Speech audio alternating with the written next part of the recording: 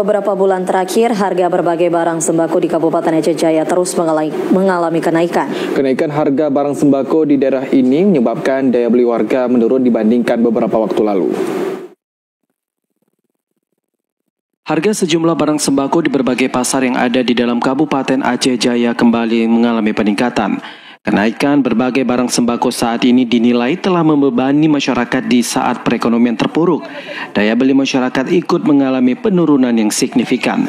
Kenaikan harga barang di Aceh Jaya bukan hanya terjadi pada harga beras saja, namun kenaikan harga juga terjadi pada berbagai sembako lainnya seperti cabai, bawang, tomat, dan juga sejumlah harga bahan bumbu dapur lainnya.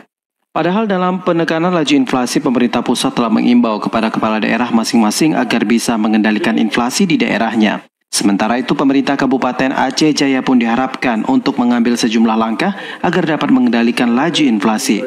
Hal ini mengingat kenaikan harga barang sejumlah sembako yang tidak menentu sejak beberapa bulan terakhir. Salah seorang ibu rumah tangga, Rosmaniar, mengatakan kenaikan harga sembako di pasaran sangat terasa dampaknya bagi masyarakat, terutama yang ekonomi lemah.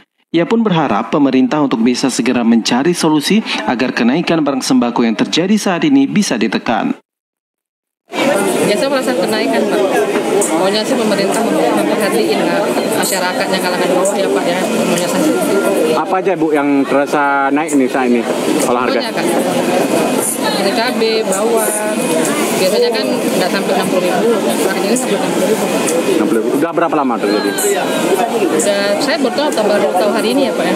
Harapannya ya sama pemerintah kalau bisa ya diturunkan mulanya.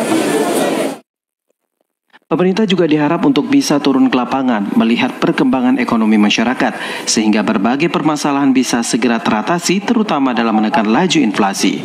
Dari Aceh Jaya, Musliadi, TVRI melaporkan.